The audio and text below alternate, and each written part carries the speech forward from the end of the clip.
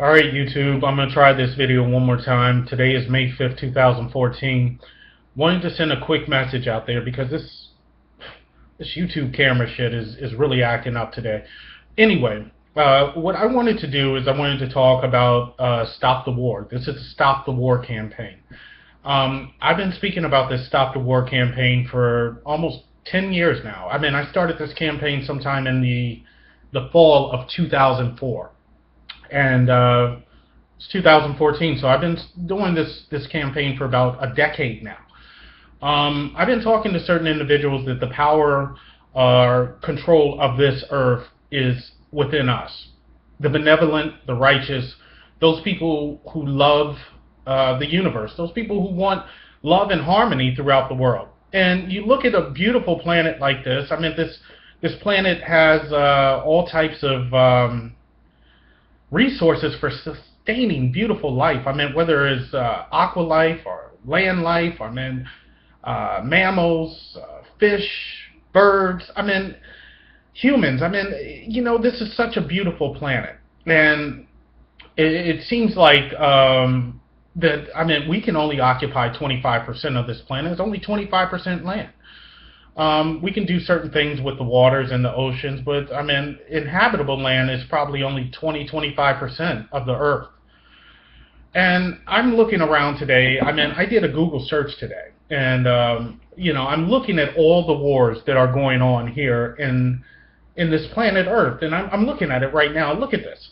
I mean, there's war in Afghanistan, war in Somalia, war in Nigeria, war in Pakistan, war in Mexico, war in Egypt, war in Syria, war in Iraq, war in South Sudanese, war in Korea, war in Israel, war in Colombia.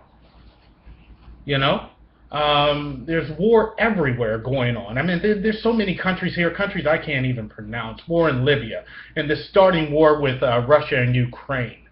I mean, I did this, you know, thing, and I said, well, look at war. Let's take a second and study war for a second. Let's study modern war and then kind of carry it back.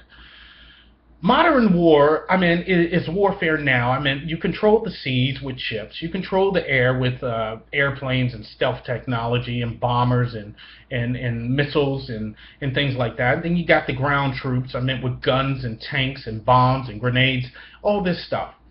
I said to myself, I said, with all this technological advancement going on here, with all this technological advancement, with all this scientific advancement, with all this medical advancement and everything, space technology and everything, why is it that humans still resort to war? I mean, doesn't that seem so primitive? When you have stealth technology, when you have satellite technology, when you have medical breakthroughs and no biology technology and engineering technology, you can build all these stuff that was only a vision 100 years ago.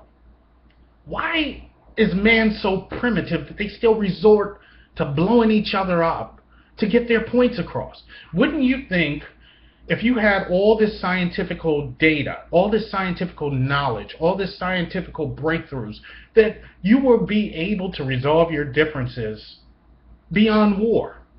That you can come through a treaty, but instead the concepts are still the same. You're not adhering to what we want.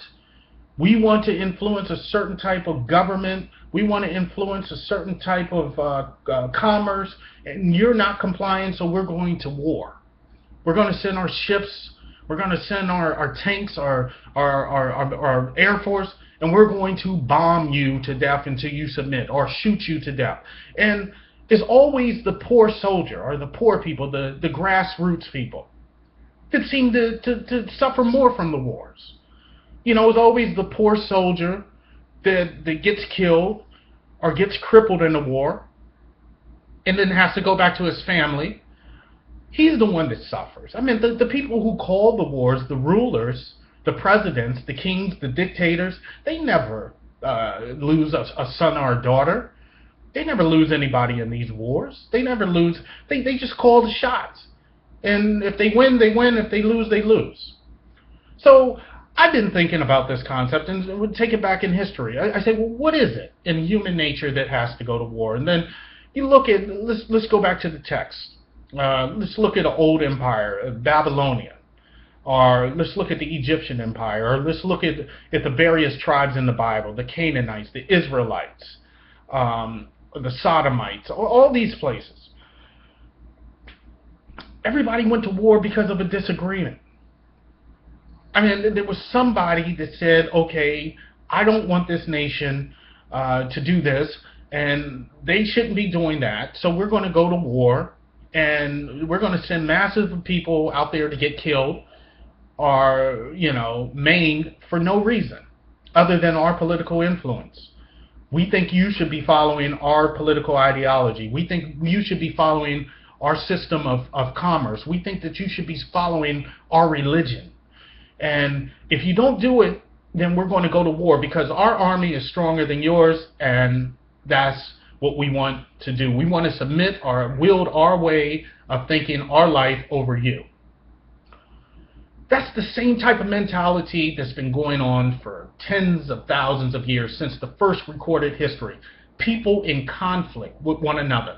So what you have to ask yourself, who are these rulers? Who are these dictators? Who are these monarchs? And who are these government officials that go under the names of prime minister or president? Who are these names? Who are these people? They're the same bloodline. They're the same people that's been doing this shit for thousands and thousands of years. Fighting for land, fighting for territory, fighting for political influence, fighting for religious worship. This is no difference, folks. Now, what am I here to talk to you about? First of all, I want to get you to see what war stems from. This stems from a nature in the genetic code of a higher being, a higher intelligent being. This is their way of resolving problems, because it does not make sense for technology to have evolved the way it did in 2014, and we still have the mentality that we're going to war to solve problems. And like I said, it's always the grassroots people, the bottom, the poor, that suffer the most from the war.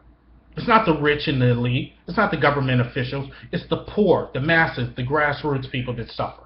The poor soldier that joins the military to get his legs blown off in a war that has nothing to do with him nor his belief.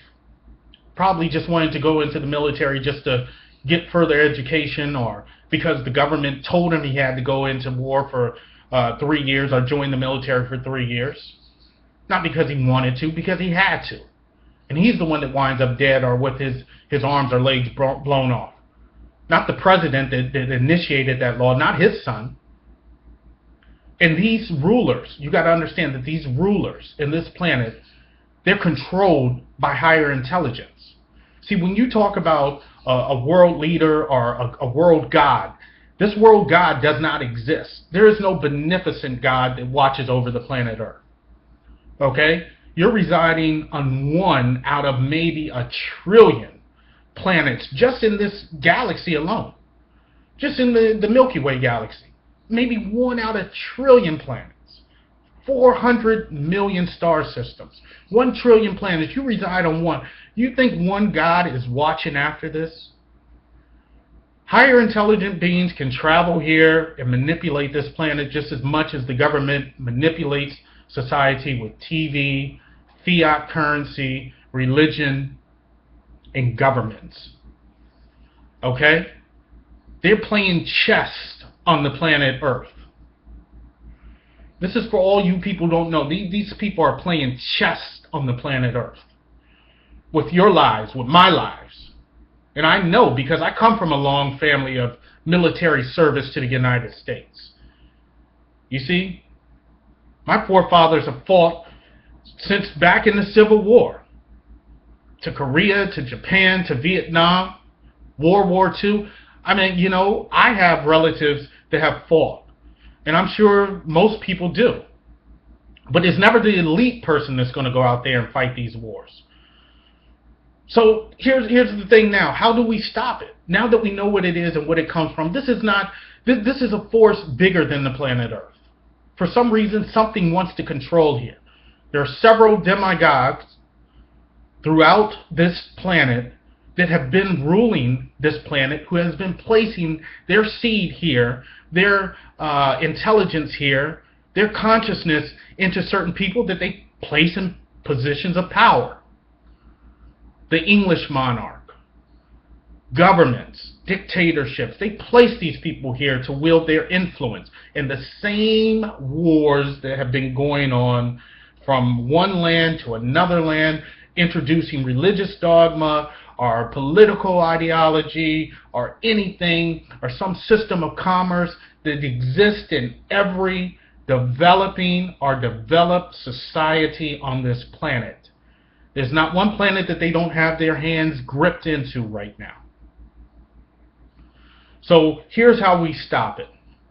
Since I am a citizen of Earth, okay, out of 1 trillion planets, why not stop here for 80 years or 90 years and see what's going on? It's just a drop in the bucket to my lifetime. They don't want you to hear this. They don't want me to say it. So as a citizen of Earth, I'm entitled to this Earth because I believe in the all-seeing, the all-knowing God. Not a God of this universe, or not a God of this planet. Just a God, a system, a source. The all that controls the universe. I believe in that oneness, that all. Not some demigod that came here and willed some laws and give you some laws. Thou shalt not that, do this, don't do that, don't do that, and then go somewhere else and tell somebody else something else. And then eventually somebody's not doing something, so we're going to war. You see, this is your God, the God that gets jealous, the God that gets angry, the God that wants vengeance. This is all human qualities. This is not a God of the universe quality. The God of the universe quality is objective. It allows things to go on. So you have more power than you originally know. You have more power than you think you know. You think that you're not in control, or you think that because you don't have the gun, or you don't have the money, or you don't have the political influence, or you don't have power to the media, that you can't do nothing. No, you are a citizen of Earth. You can do something. And this is what we're going to do. Like I said, that this campaign's been going on for almost 10 years now. Like I said, I started this campaign in 2004, in the fall. Stop the war. Stop the war. Stop the war in Syria. Stop the war in Ukraine. Stop the war in Iraq, and the pending war in Afghanistan. Stop all this shit. It's senseless. This is some disagreements going on your territory. This is your domain, Earth. You have much entitlement to the land, the inhabitable land here on this planet. Is any one of these rulers or dictators or monarchs that claimed it, and they put the military power in here to keep you under control. So here's what we're going to do, because I got about 1 more minute. This is what we're going to do. For every one of you out there that is righteous and harmonious and intact with love and what harmony and what peace can bring about, if you are for the true and living God of the universe, and you want righteousness and peace, and you want to eliminate a society of government that is got its grips all across this world, you focus and you send out an SOS into the galaxy. You send out an SOS into the universe. You send out an interplanetary, intergalactic, intersolar system SOS to pray for help, pray for guidance, pray for defense, pray for direction, pray for protection, pray for reestablishment, pray to eliminate the evil ruler that is placed in this planet, that is causing disruption, war, chaos, mayhem, poverty, sickness, disease, causing all these problems for us. Pray for that elimination. This is your right. Send out that SOS to the universe. It's just a cry for help, because we need it, folks. I'm out of time. Peace.